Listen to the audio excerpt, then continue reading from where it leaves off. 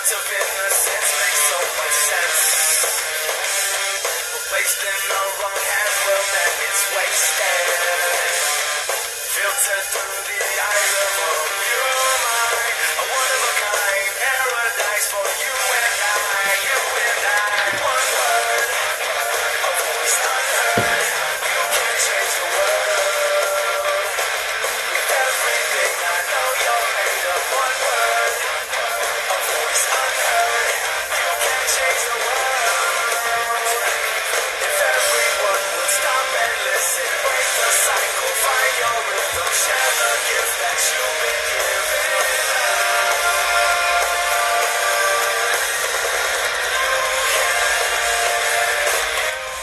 É um pouco triste que não dê pra passar o videoclipe. O videoclipe dessa música é bem legal, bem bonito assim, bem feito, sabe?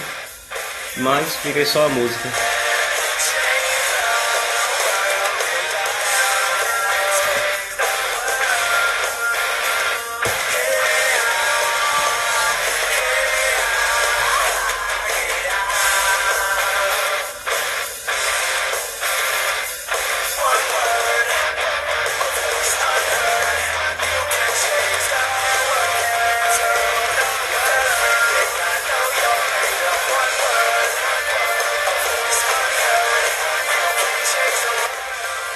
Temos 5 pessoas, vou esperar mais, ver se aparece mais gente aí. Acho que 6 agora com o Sérgio, olha só, mais gente chegando. Chegar umas 10 pessoas e a gente começa.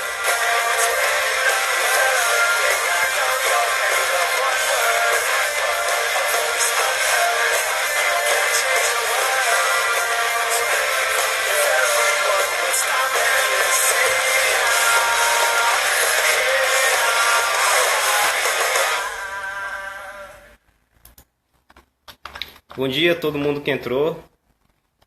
Tudo bom com vocês? Sérgio tá aí, Marcélia também, Amanda, Isabela, a Jaqueline entrou agora, o Fácil já estava por aí. Júlia, Denise. Denise foi a primeira a entrar, não sei porquê, né? Talvez haja alguma parcialidade, um pouco de amor envolvido. Todo mundo bem, gente? Grazi, bom dia Grazi, bom dia a todo mundo que está entrando aí. Se eu esqueci alguém, bom dia mesmo assim.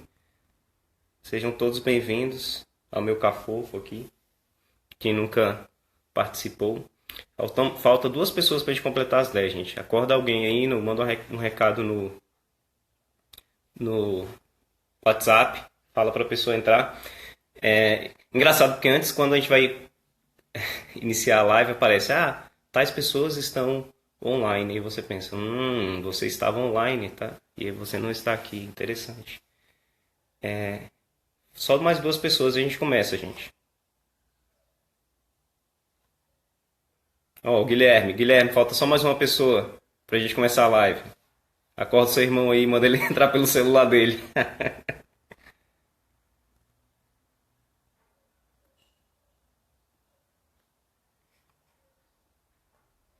Aí eu coloco uma música de 3 minutos, aí a música acaba logo.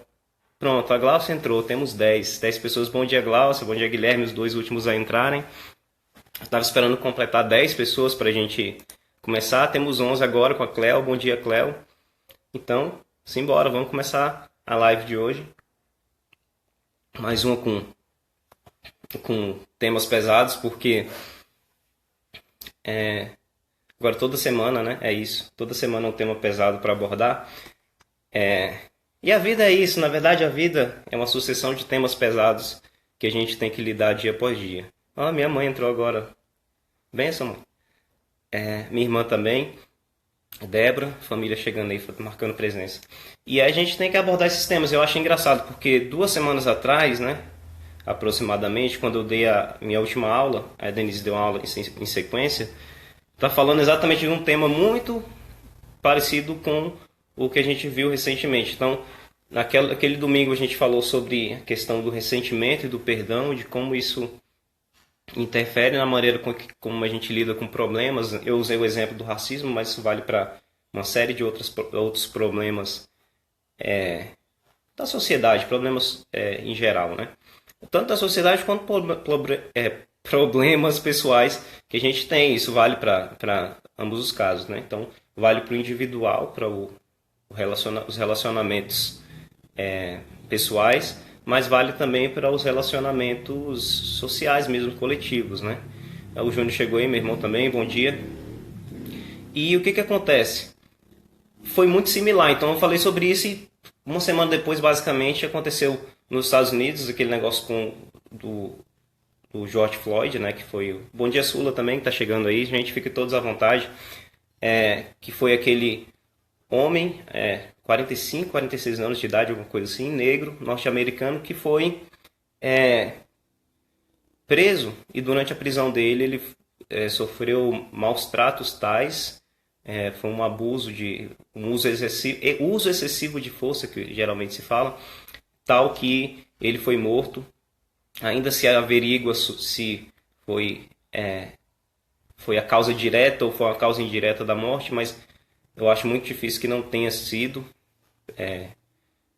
pelas imagens. E mesmo que não tivesse sido no mundo, assim, que você dissesse, não foi exatamente isso, não tiraria nem um grama da violência do que aquilo foi feito. E claro, isso teve várias repercussões, e essas repercussões estão muito a ver com o que a gente falou naquela aula. Então, quando eu estava preparando a aula, tentei não me repetir muito, porque senão a gente poderia falar exatamente o mesmo assunto, mesmo assunto, mesmo tema daquela aula de novo, porque ela é totalmente relevante para o quadro atual. No Brasil, semana passada também, teve confronto nas ruas, de uma maneira bem similar também do que a gente falou naquela outra aula. Então, assim, só mostra que o mundo continua na mesma... As ondas continuam a jorrar para o mesmo lado no oceano que é a vida, né? E aí eu pensando sobre isso, tentando não me repetir, a gente na outra aula falou que isso é uma questão muito de você enxergar a vida com a cosmovisão, com olhos cristãos, né?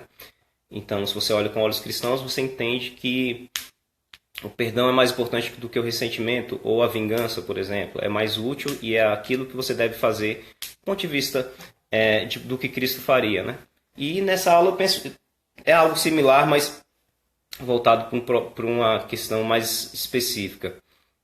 Porque eu acho que quando a gente tem esse tipo de crise, de conflitos sociais, crises sociais, injustiça, desigualdade, etc., eu acho que a gente tem, claro, uma tentativa, então uma visão de como corrigir aquilo.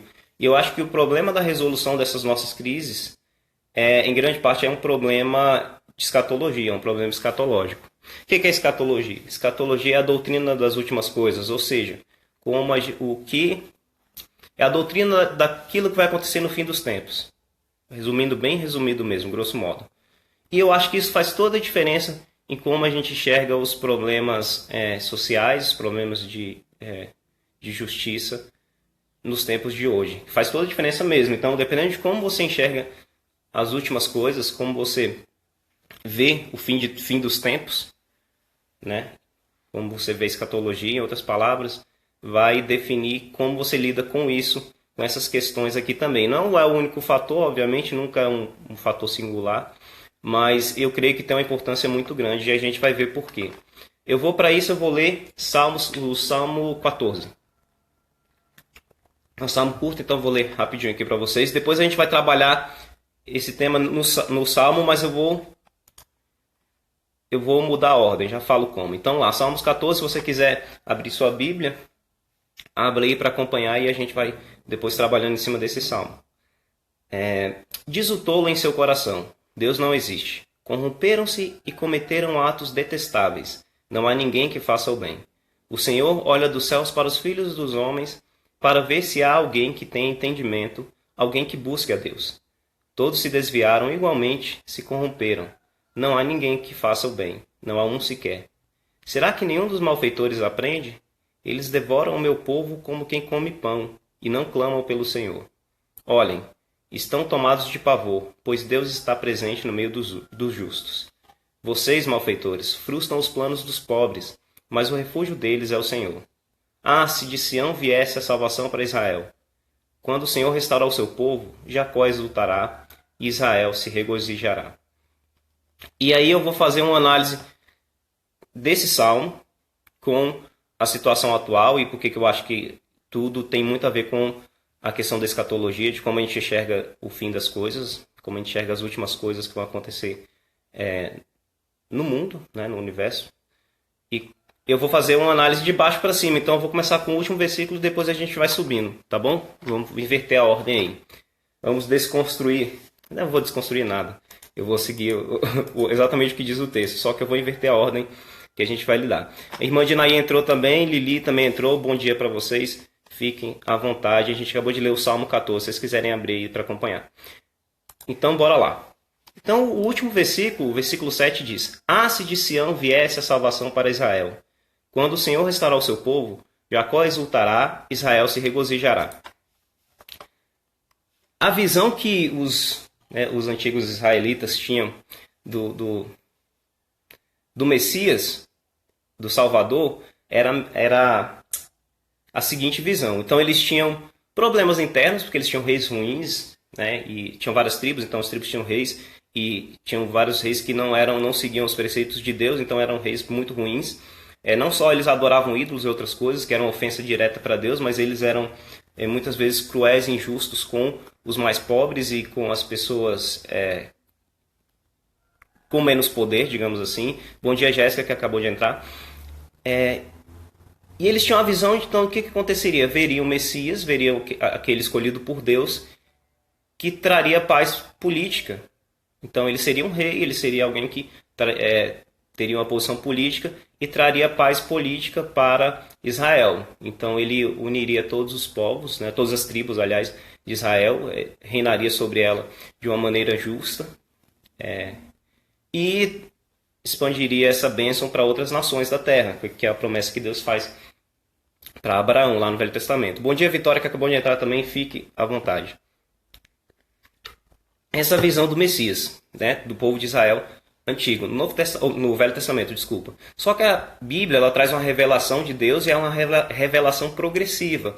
Ou seja, quando Jesus vem, a gente descobre que o que eles achavam que era o Messias político que salvaria a humanidade e que traria paz e justiça para um povo específico, o povo de Israel, em um período de tempo limitado, porque ele seria um Messias humano, então ele morreria e em algum ponto aquele reinado acabaria. Ele poderia deixar filhos ou o que quer que fosse, mas eles tinham uma visão de fim dos tempos, que um dia tudo isso ia acabar, assim como o universo todo acabava. Então essa visão com a vinda de Jesus muda.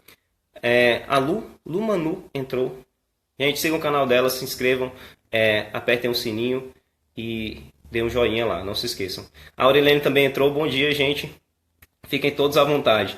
E eles, então, o que eles criam? Então, o que mudou aí?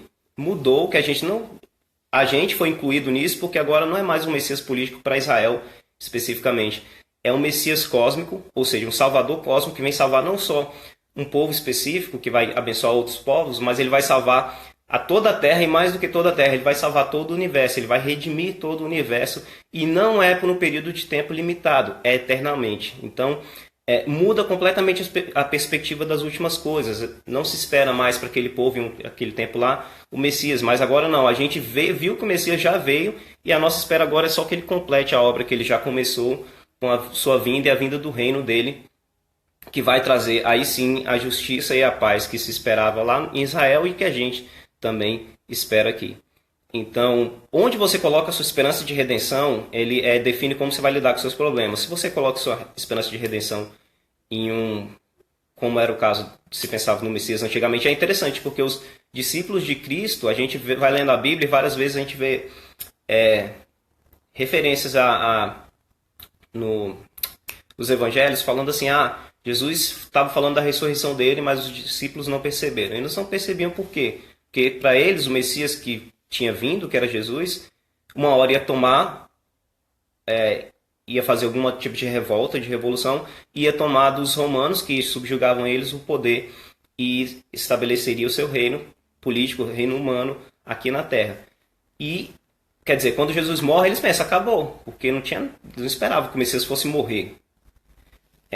O que faz com que eles continuem a crer em Jesus, é simplesmente falar o fato de que ele ressuscitou. Isso muda completamente a perspectiva daquele povo e da humanidade toda quando isso acontece. E quando isso muda, como você vê. Então, se você tem essa perspectiva, muda como a gente enxerga a esperança para a resolução dos problemas humanos, inclusive os problemas sociais. Rose entrou também. Bom dia, Rose. Fique à vontade. Isso muda completamente como você vê, porque agora você não está enxergando.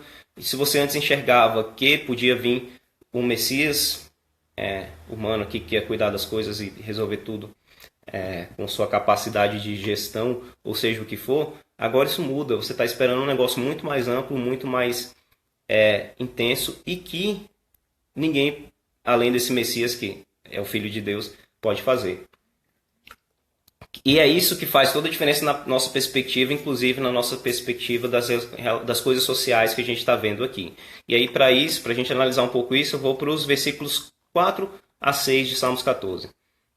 O versículo 4 diz, a partir do versículo 4 até o 6.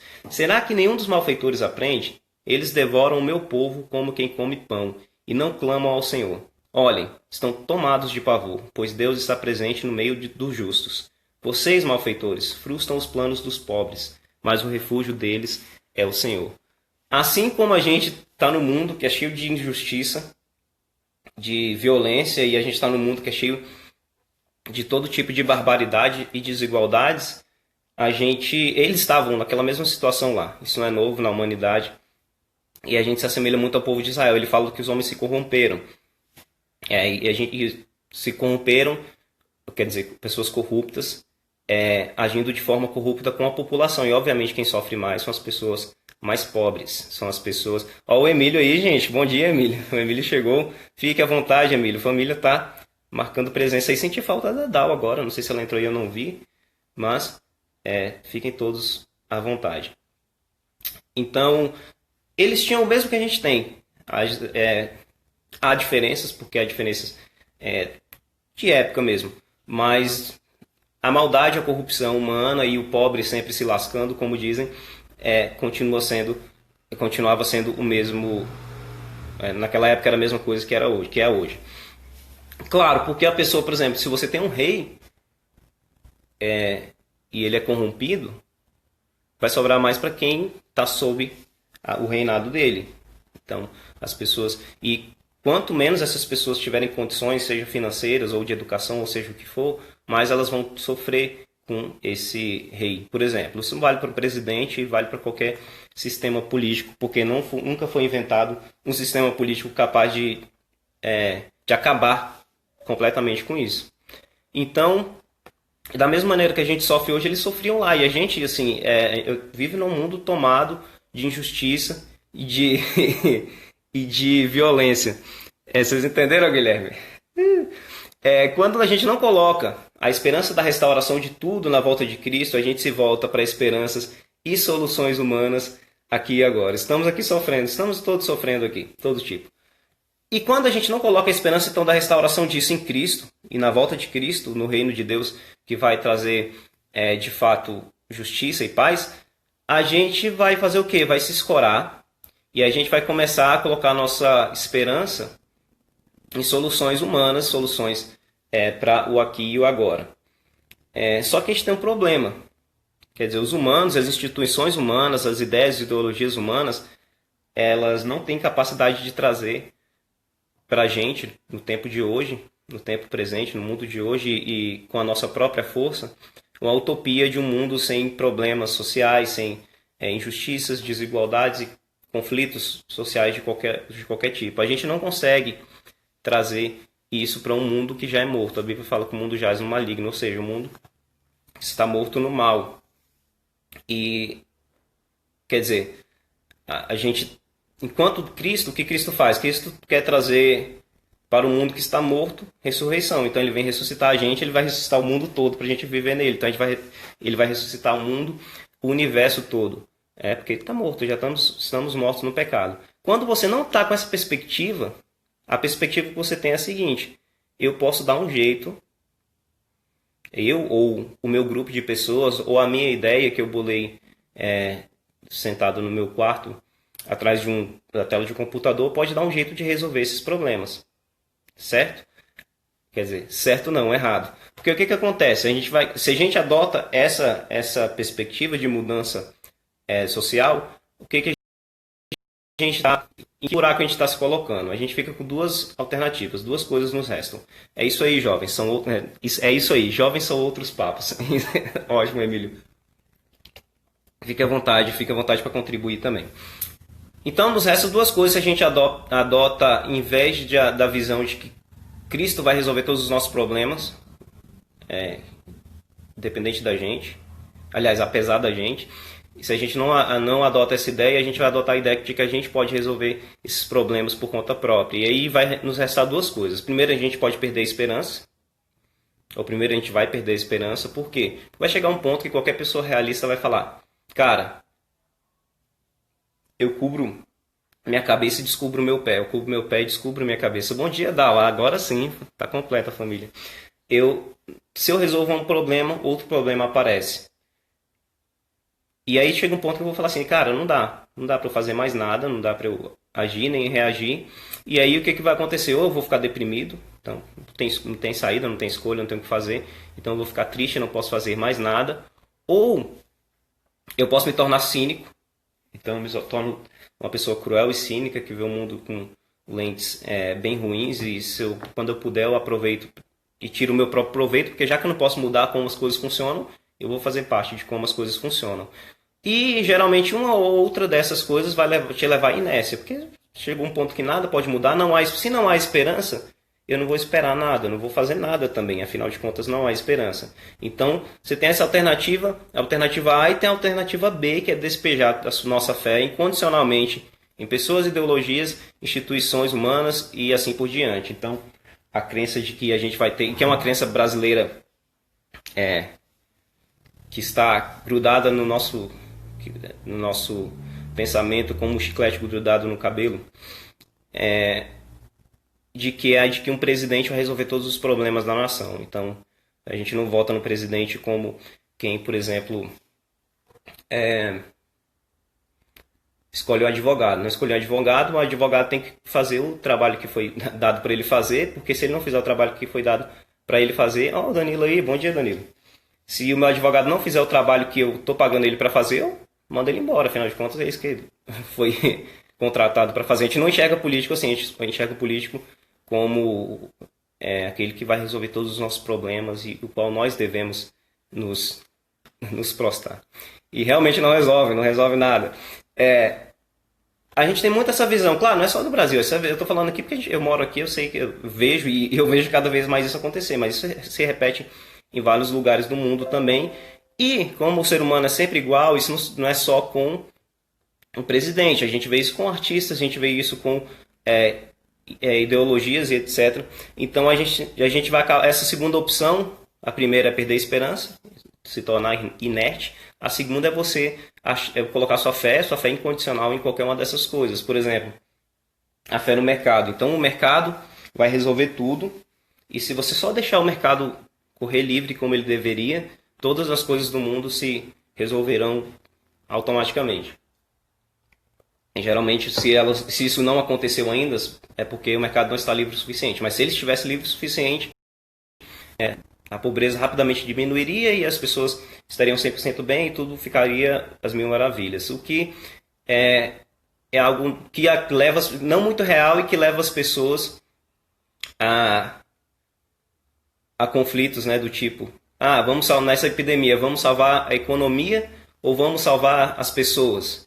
Que é uma dicotomia falsa, mas que é baseada exatamente nessa ideia de que o mercado pode resolver todas as coisas, então se eu só deixar a economia funcionar, o mercado funcionar, vai tudo dar certo. Ou a versão do Estado, que é exatamente a mesma lógica. Não, então o Estado é o salvador, o Estado vai fazer tudo, e quanto mais poder eu der para o Estado, mais o Estado vai cuidar de mim e tudo vai ficar bem. Então, na verdade, o problema não é que o Estado não está cuidando de mim porque ele faz o trabalho dele mal, não. O Estado não está cuidando de mim porque, na verdade, o Estado está interferindo um pouco na minha vida. Se ele tomasse conta de mais coisas, tudo estaria bem. Que é outra visão, que é uma visão similar que eu acabei de falar, só muda o objeto dessa visão. Que leva também pessoas a pensar assim, graças a Deus a gente teve o coronavírus para mostrar que é o Estado que resolve todos os problemas. Repara, nos dois casos, a gente deposita a fé em alguma coisa, em alguém, ou seja o que for, E a gente espera que essa coisa, esse alguém, resolva os nossos problemas. E o que isso leva? Isso leva a um pensamento, que é justamente esses dois pensamentos que eu citei aqui, que qualquer coisa acaba sendo justificável. Então, por exemplo, se eu acredito que o mercado ou o Estado vão resolver um problema, o problema da humanidade, os problemas sociais, os conflitos, etc., então meio que tudo é justificável para esse fim. Afinal de contas, é a única maneira da gente chegar a um mundo perfeito. Então, pelo bem maior, tudo se justifica. Todo tipo de coisa é justificada se lá no final, no fim no fim dos tempos aqui, nessa escatologia louca que a gente vive, o bem maior vai chegar e as coisas vão ficar perfeitas.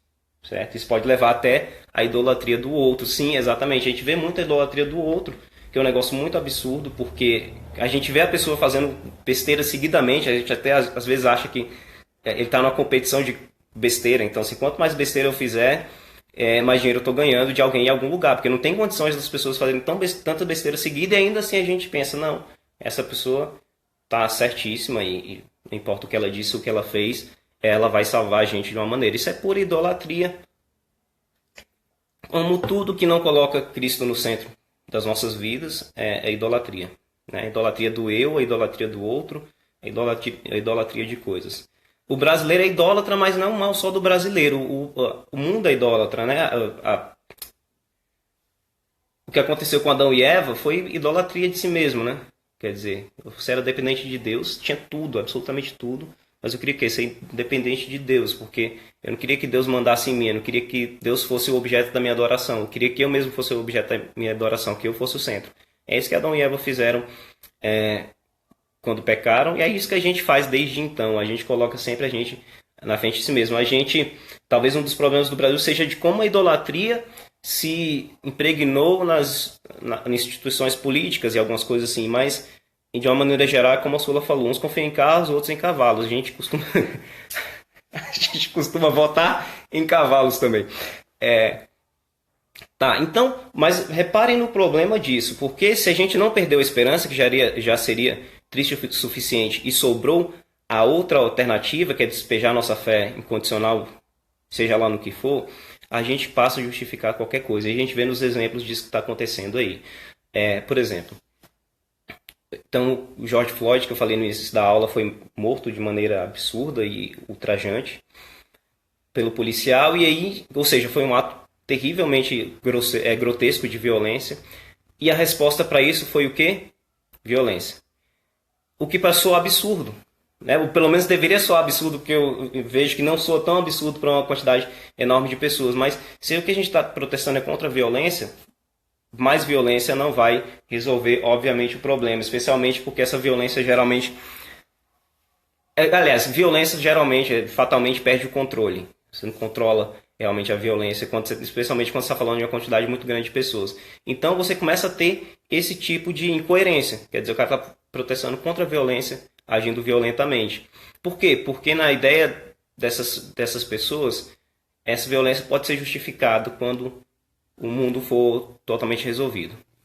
A Aurinha falou, parece que quando se venera tanto alguém, abre-se mão até dos princípios cristãos. Isso vejo acontece constantemente há anos. Exatamente. Por quê? Porque se você idolatra a Deus, esse Cristo ao seu Senhor, você vai seguir os princípios dele. Você segue os princípios daquele a quem você adora. Se você adora outra pessoa que não a Deus, você vai seguir os princípios dessa pessoa ou dessa coisa.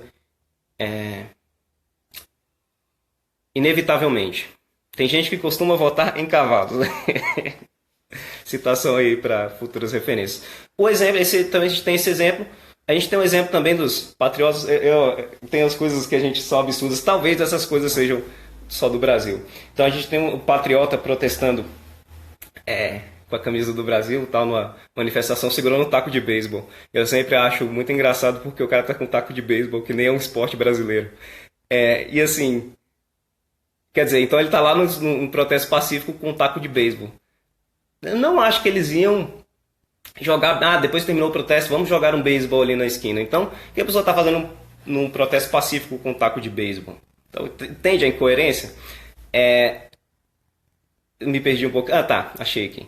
Então, você tem essa coisa louca, que é a pessoa que essa imagem que chega a ser caricata, seria mais caricata, e seria engraçado se não tivesse um tom de tragédia nisso. Usar uma bola como arma, exatamente. O cara não tem nem a capacidade de usar uma bola de futebol no protesto. É a Raquel que entrou aqui, gente? Esse nome alternativo aí, mas eu acho que é assim. Às vezes ela ia jogar bet, com certeza ela ia jogar bet. Enfim, aí a gente, não, mas aí continua, porque coerência pouca é bobagem.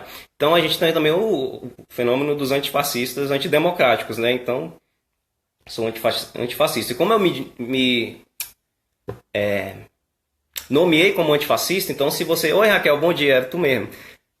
Se eu me nomeei, se eu dei o meu próprio nome de antifascista, então se você não concorda comigo, obviamente você é fascista. Que é uma maneira muito fácil de lidar com os conflitos da vida. Então, se você quer discordar de alguém e sempre está certo, é só você colocar o seu nome daquele jeito. E o cara é antifascista, e se você discorda com ele, você vai levar porrada dele na rua, porque é assim que funciona em países democráticos. Obviamente. Então, esse tipo de incoerência, eu lembro de ter visto, acho que um ano atrás, no Instagram, a pessoa colocou assim, querendo mostrar exemplos de incoerência de todos os lados, diga de passagem, porque isso é inevitável.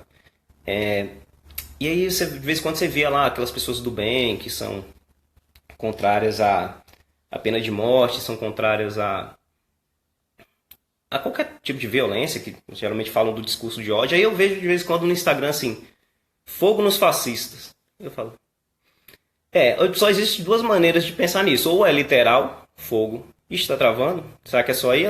Tá travando pra todo mundo?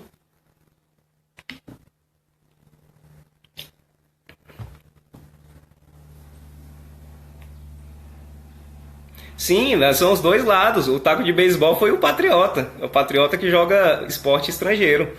A Débora fez um comentário aqui, mas quem estava com o taco de beisebol não foi a manifestação antifascista. Deixa registrado. Não, então acho que, Raquel, você pode sair e voltar de novo, que eu acho que para. Pode ser sua internet. Então, assim... No meu, a ômega... Tá, gente, não vou seguir aqui Vou seguir aqui o trem. Tá, e aí o cara escreve lá, fogo nos fascistas. Só tem duas maneiras de você interpretar isso. Ou você interpreta... no da Júlia tá atrasada a imagem. Mas também acho que se sair e voltar, talvez resolva. Enfim.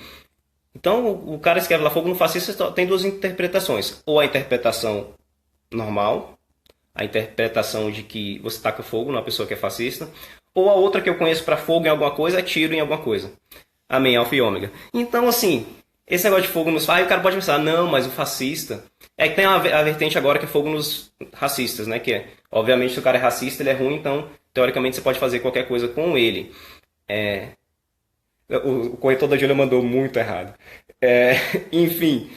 Então, assim, quer dizer, esse é um tipo de pensamento que não condiz muito com a pessoa que tá lá defendendo a vida, defendendo que as pessoas não devem ser linchadas e coisa e tal. Até porque, não só porque não se justificaria você tacar fogo ou dar tiros em um fascista ou em um racista, simplesmente assim, eu acho que não é a maneira muito civilizada de resolver isso, mas também porque se você se declara antifascista e automaticamente quem não concorda com o seu movimento é fascista, então você torna muito mais abrangente quem você vai chamar de fascista e quem você autoriza botar fogo ou dar tiros. O mesmo vale para o racista. Então talvez você entre numa loja e você seja mal atendido e você automaticamente pense, talvez seja por causa da minha cor, porque isso acontece de fato muito no Brasil. Só que tem a possibilidade, por exemplo, da pessoa que te atendeu naquele dia ter tido uma manhã muito ruim, brigou com o namorado ou com a namorada e, sei lá, tá prestes a ser demitido daquele trabalho, então pensou assim, já que eu vou ser demitido mesmo, vou tratar todo mundo que entrou nessa loja mal.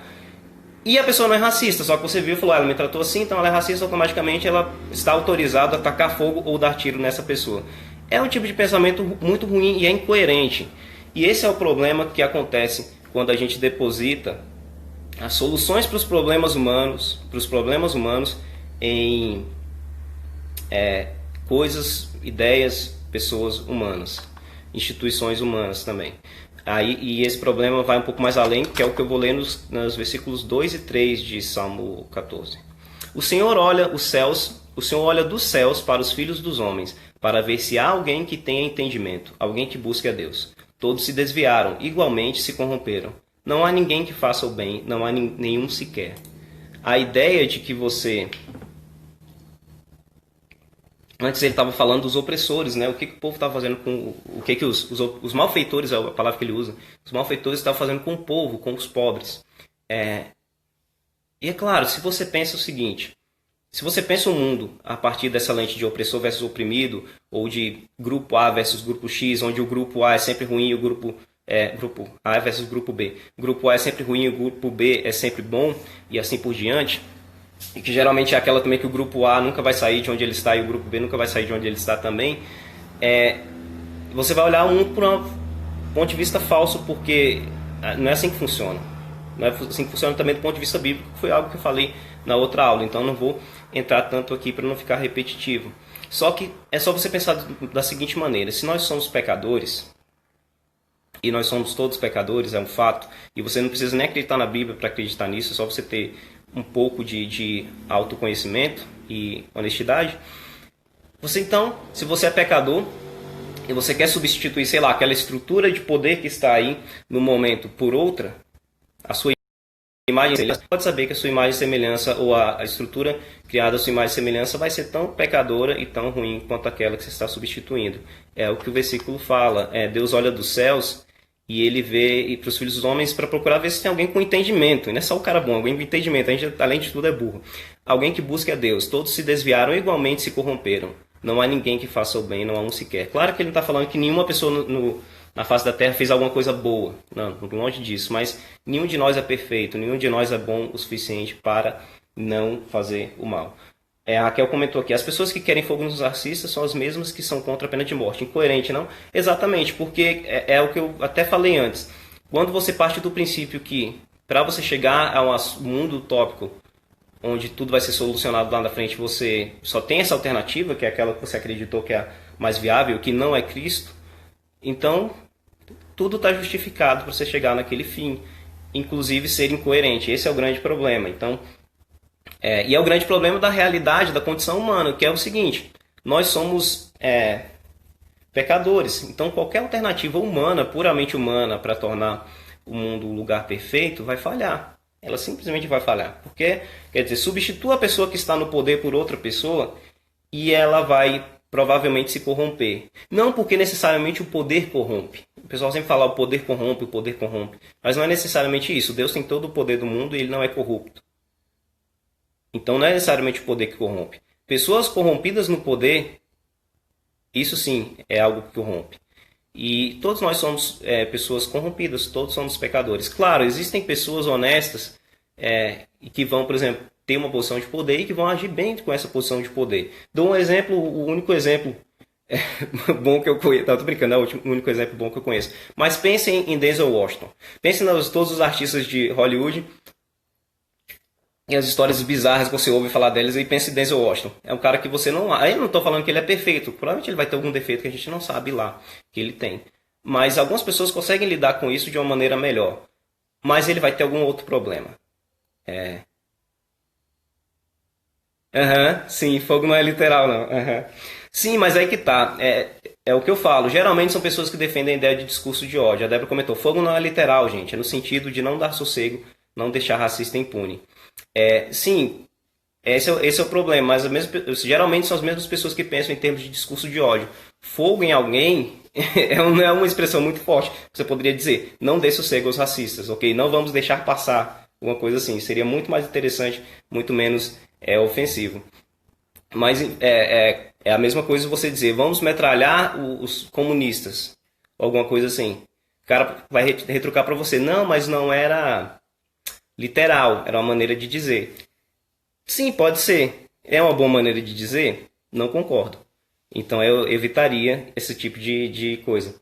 Especialmente porque quando junta os dois em manifestações na rua, a galera apanha para tudo quanto é lado. Sim, mas a grande questão não é se você já viu gente queimando racista na rua ou não. E o cara que queima negro, ele é ruim por queimar negro e por queimar qualquer pessoa.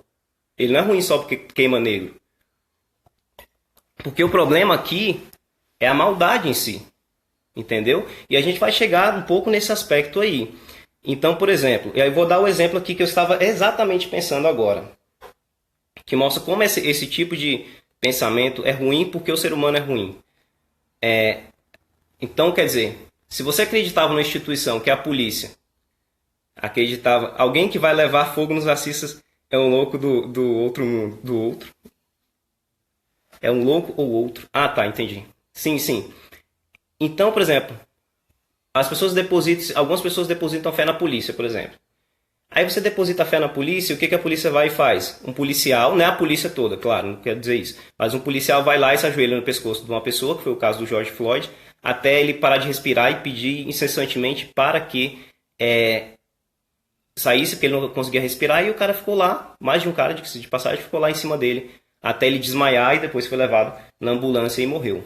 Muito possivelmente, sim, eu não falo simplesmente certamente porque não tem autópsia nem nada, mas muito possivelmente diretamente devido a isso, se não indiretamente devido a isso. Não tem desculpa, não tem jeito de você passar pano para a situação. Sim, mas o que acontece se você depositou sua fé toda na polícia? Por quê? Porque a polícia é necessariamente ruim? Não.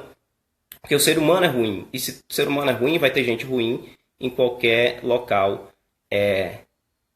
Em qualquer local, inclusive na polícia. Então, uma pessoa que deposita fé na polícia vai se dar mal. Por quê?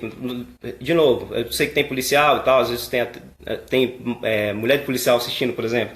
Então, não estou falando que o policial necessariamente é ruim, mas o ser humano é ruim, então você vai ter gente ruim em tudo que é lugar. A Raquel comentou aqui, eu penso que quando você defende sua opinião de forma ofensiva, você perde a razão independente do lado que você esteja. Sim, mesmo que você não perca a razão, dificulta muito o diálogo, isso aí é um fato. E aí você tem o outro lado, então você teve o primeiro ponto, você depositou a fé na polícia de algum lugar. Só que aí você pensa, não, então as pessoas estão certas em fazer os motins. Não os protestos estavam certos, e inclusive, vale a pena lembrar que muitas cenas bonitas surgiram dos protestos. Tem algumas cenas muito bonitas, você vai achar no YouTube, fotos e vídeos, de policiais e as pessoas que protestavam ajoelhadas juntos, que os policiais ajoelharam como uma maneira de reconhecer aquilo diante das pessoas que estavam protestando, e isso gerou, em alguns casos que o conflito estava quase pronto, gerou acabou com o conflito de vez. Policiais passeando na marcha com as pessoas que protestavam, quase que eu falei protestantes, com as pessoas que protestavam. Então, em uma grande maioria dos protestos eram pacíficos e as pessoas estavam lá com um objetivo específico, mas você teve uma série de motins. E aí que entra o negócio. Chegou um ponto que não era nem mais racial o conflito. Por que eu digo isso? Eu vi todo tipo de cena. Primeiro que eu vi cenas assim, uma senhorinha de, sei lá, uns 50 anos, 56 anos, sei lá, alguma coisa assim, levando porrada na cara. Uma das cenas mais absurdas que eu vi. Por quê? Porque ela estava tentando defender o seu comércio e estava apanhando. Então, essa é outra incoerência. Eu falei da incoerência de você confiar na polícia, a incoerência de você confiar em outro movimento. Um outro movimento que fala assim, vamos resolver de qualquer jeito. Vamos trazer a solução para os problemas. E aí, por que eu digo que o negócio não é só racial? Porque aí chegou um ponto que você tem uma série de vídeos, tem uma cambada de vídeos na internet que são de pessoas negras chorando, assim, reclamando ou pagando o sapo na câmera. Tristes, por quê? Porque elas tinham comércio que às vezes elas levaram anos para conseguir levantar, em bairros que, inclusive, a maioria dos bairros de gente negra, inclusive lá nos Estados Unidos, chorando por quê? Porque as pessoas nesses protestos estavam destruindo o comércio deles. Quer dizer, era um protesto antirracial, mas as pessoas da mesma raça estavam sendo mais atingidas do que outras. Um ex-policial, aliás, ele já estava aposentado e ele trabalhava como segurança, foi morto com um tiro porque um cara estava roubando uma televisão nos protestos.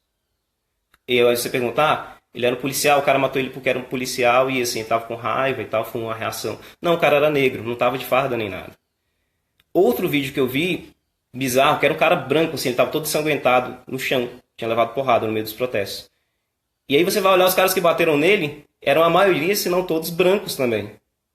Por isso que eu falo, nem chega assim, o negócio já passou do ponto do conflito racial e já virou simplesmente bagunça generalizada. Por quê? Porque ninguém vai conseguir, com as próprias mãos, acabar com os problemas sociais do mundo. Essa é a questão. É o que eu volto a falar. Se você tentar fazer isso, você confiar nisso, inclusive você vai fazer o quê? Vai começar a justificar todos os seus atos, não importam quão absurdos eles sejam, a partir daquela sua visão de mundo. O movimento é extremamente válido e necessário, o problema é o excesso. Exatamente. O movimento pacífico, eu estava vendo uma pessoa falar ontem numa live, e ele falou até que sim, que o movimento pacífico, ele não é necessariamente um movimento passivo, como os movimentos Martin Luther King, por exemplo. O Martin Luther King fazia movimentos que eram pacíficos, ou seja, não se utilizavam de violência, mas não tinham nada de passivos. Eles eram movimentos ativos e que iam lá e faziam uma diferença mesmo. Quando há roubo e depredação, o movimento se desestabiliza.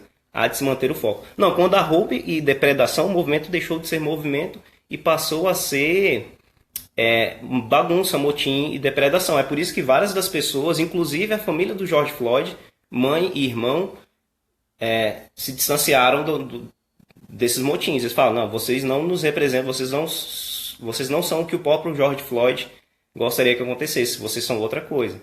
Ele era um cara, eles até falam, ele era um cara cristão, então ele não acreditava nisso.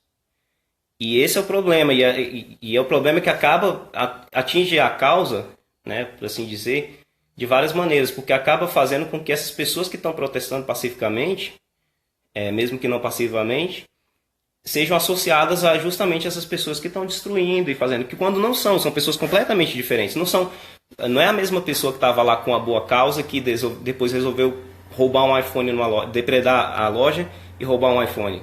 É uma pessoa completamente diferente. A pessoa que estava lá protestando por um bom motivo, ela nunca passaria pela cabeça dela isso.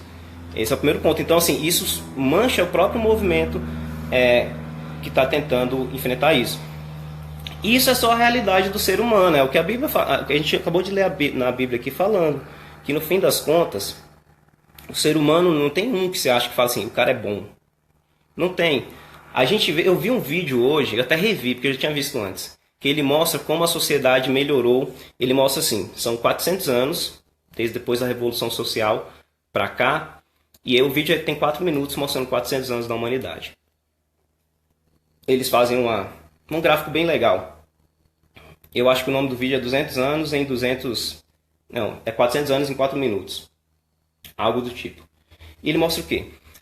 Mostra como os países, nesses 400 anos, saíram da pobreza, em sua grande maioria, e aumentaram a expectativa de vida. Então, assim, a humanidade teve um avanço, e boa parte desse avanço foi nos segundos 200 anos, né?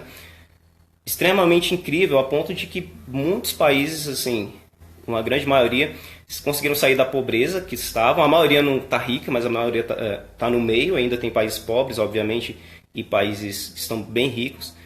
E a maioria dos países também conseguiu melhorar em expectativa de vida, em saúde. E é uma coisa assim que é absurda, que dá até uma esperança. Pensa, cara, legal, a humanidade tem evoluído. A ONU tinha uma meta, eu não sempre esqueço de procurar qual que é a data, assim, mas a ONU tinha uma meta de acabar com tanto por cento da pobreza até tal ano. Eles conseguiram atingir essa meta antes do fim da meta. Que é uma coisa incrível você parar para pensar, né? Só que a gente chegou na época da humanidade onde que o problema maior, você tem um número maior de pessoas obesas do que de pessoas que passam fome. Então tudo isso às vezes deixa você pensando assim, cara, então a humanidade está melhorando. A gente não tem mais, na grande maioria dos países do mundo, só para lembrar que cristão racista é uma contradição. Isso aí espero que não precise nem dizer, né? Nem falei isso porque não faz sentido nenhum. Mas enfim. Sim, então a gente tem uma série de coisas boas acontecendo que faz até a gente pensar, cara, então a humanidade está bem, está indo bem. Só que aí a gente sempre tem que ser puxado pro chão, né? O caso do menino Miguel, recentemente, é uma prova assim, viva e absurda disso. Porque foi uma morte completa e totalmente inexcusável, assim. Um negócio absurdo e que mostra a maldade, porque era uma criança.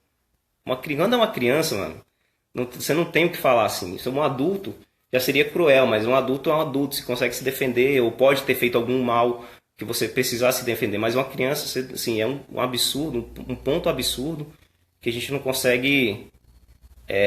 se você tem um mínimo de decência humana, você não consegue pensar.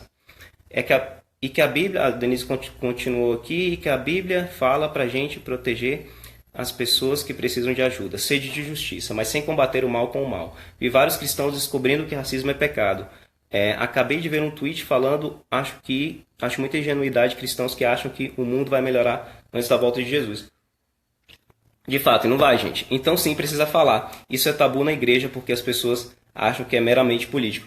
Mas aí eu acho que não é nem só tabu, acho que é burrice mesmo. O cara achar que racismo é condizente a algum ponto com a Bíblia é burrice ou maldade, né? Mas é bom falar então. Tá, e aí...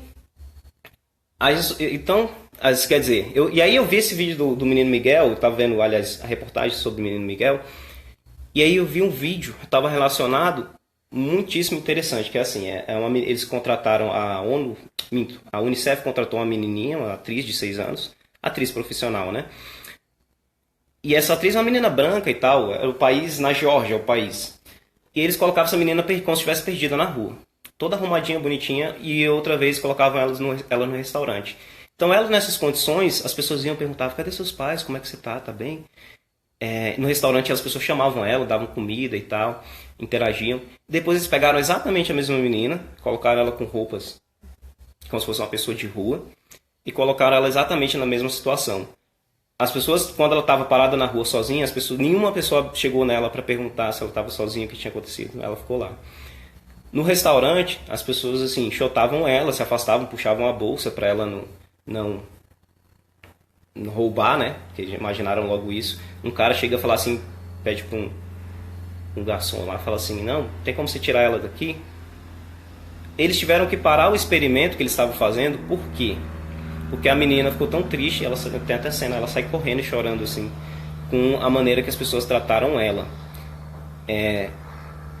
Isso mostra que a gente melhora, é o que eu falei antes, a gente cobre a cabeça e descobre os pés, a gente não melhora, a gente não consegue resolver as coisas pela nossa própria força, não vai acontecer. É interessante, eu falei agora que tem mais gente com obesidade do que com fome, quer dizer, pensa bem, a gente conseguiu, a balança estava assim, e a gente, em vez de fazer assim, a gente conseguiu fazer assim. A gente é ruim, e a gente vai fazer coisas ruins, mesmo tentando fazer coisas boas, que é exatamente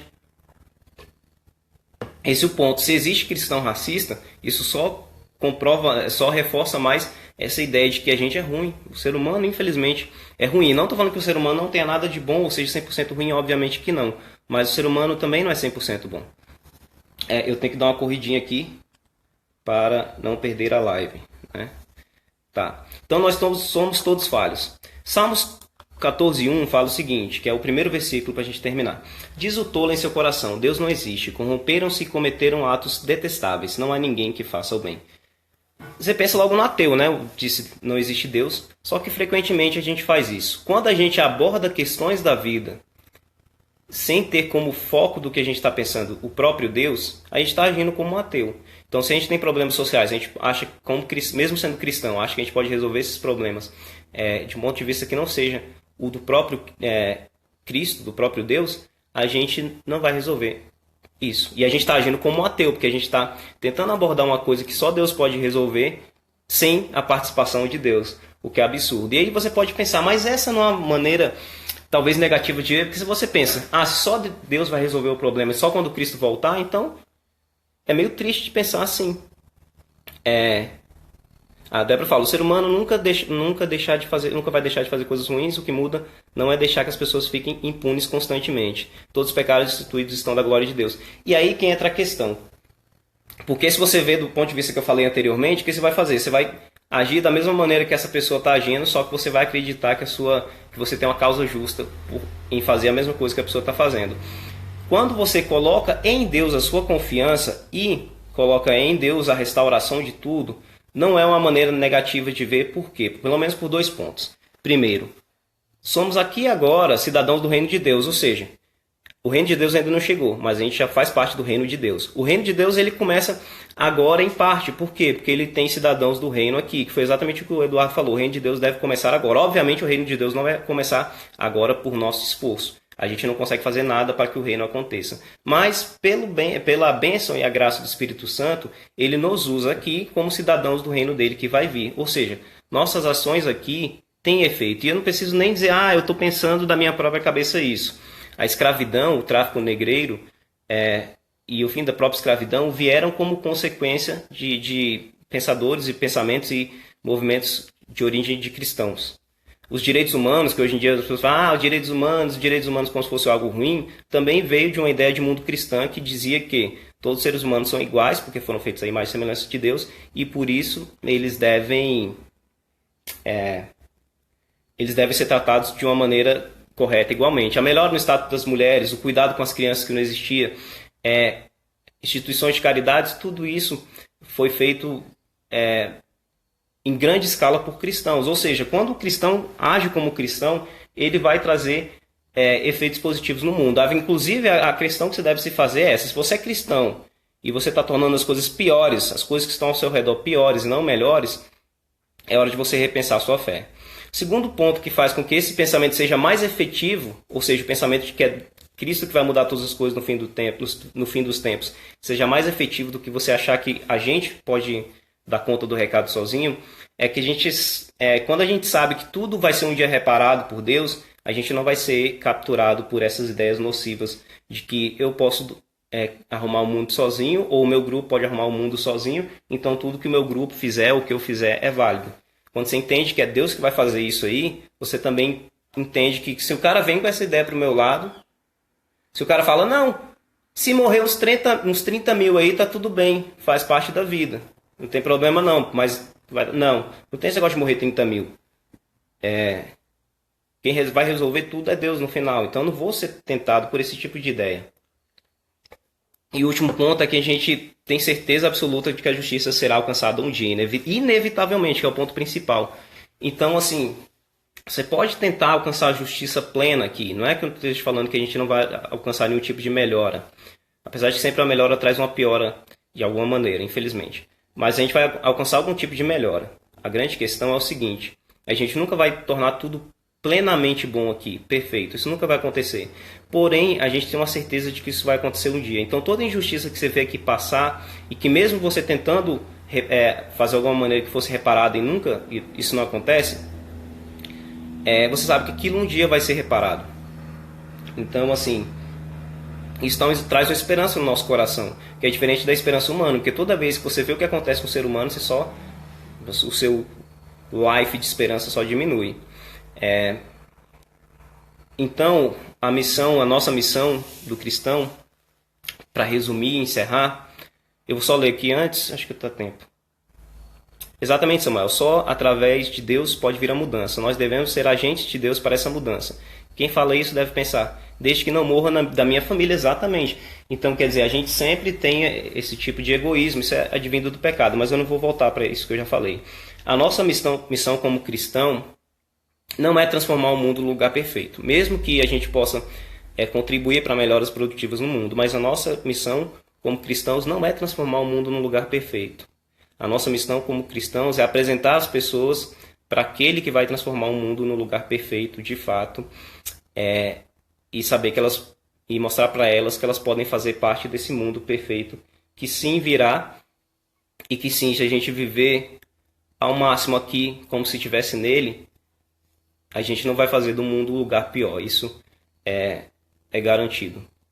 Amém? Então, são minhas reflexões para hoje, de um tema complexo, mas eu acredito que tenha sido válido para vocês. Eu tenho 19 minutos para terminar essa live, então um beijo e um abraço para vocês, porque eu tenho que encerrar antes para deixar salvo no IGTV. Uma coisa é certa, a passividade não condiz com um cristão autêntico. Se você vive como cidadão do reino, você não vai ser passivo. Amém?